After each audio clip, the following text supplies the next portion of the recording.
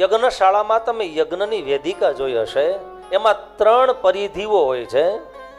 એ 3 પરિધિમાં જે પ્રથમ પરિધિ છે એ બ્રહ્માજીનું સ્થાન છે. એને સફેદ રંગથી રંગવામાં આવે છે. આફ્ટર ધેન સેકન્ડ જે પરિધિ છે એ ભક્તો એમ કહેવાય છે એ લાલ વર્ણની હોય છે, જેમાં ભગવાન વિષ્ણુનું પૂજન થાય. અને છેલ્લી જે પરિધિ યજ્ઞની છે ભક્તો, એ બ્લેક કલરની, કાળા કલરની હોય છે. એ ભગવાન શિવજીના પ્રતીક રૂપે છે. આમ યજ્ઞની પરંપરા બહુ વૈદિક પરંપરા છે ભક્તો. અને એ પરંપરા માટે ભગવાન કૃષ્ણએ ગીતામાં પણ ભક્તો યજ્ઞની આજ્ઞા આપી છે. સ્વામિનારાયણ ભગવાને પણ ભક્તો એ રુદ્ર, અતિરુદ્ર, મહારુદ્ર, લઘુરુદ્ર જેવા અનેક યજ્ઞો કર્યા છે. યજ્ઞથી સંસ્કૃતિનું, ધર્મનું અને અલગ અલગ દેશોની અંદર રહેલી પ્રકૃતિ અને પરમાત્માનું રક્ષણ એ યજ્ઞની ભારતીય હિન્દુ સનાતન પરંપરા છે ભક્તો. યજ્ઞ સામાન્ય નથી.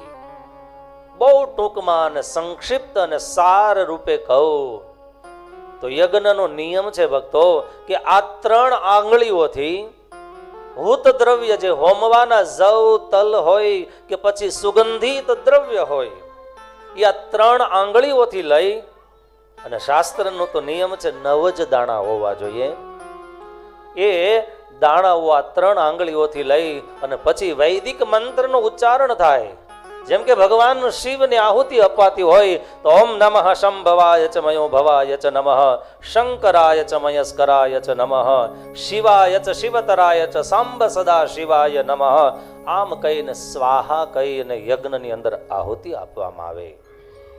અપાયેલી એ દેવતાને આહુતિ પછી ઘણા યજ્ઞમાં હોમે ને ત્યારે આમ હોમતા હોય છે, પણ એ ટોટલ રોંગ છે.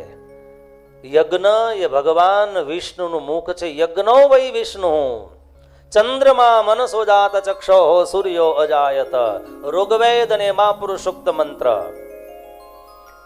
અને જ્યારે દેવતાઓને તમે આહુતિ આપો છો ત્યારે યાદ રાખજો, એ સ્વાહા કહીને આહુતિ અપાય. અગ્નિ નારાયણ પોતાના મુખની અંદર એ હૂત દ્રવ્યને એ પોતાના મુખની અંદર લે છે, એને ભસ્મ કરે છે. અને જે દેવતાને ઉદ્દેશ્યની આહુતિ અપાણી છે એ ઇન્દ્ર દેવતાએ તે દેવ સુધી એનો ભાગ પહોંચાડવો પડે છે.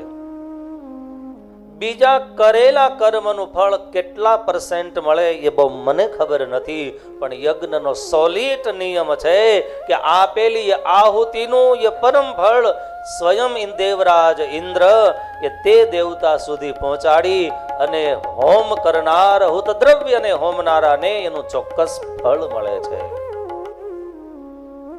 આખીર ભગવાન શિવજીએ રાજી થઈ અને બ્રહ્માને વરદાન આપ્યું, જાઓ યજ્ઞની અંદર તમને પ્રમુખ સ્થાન મળશે.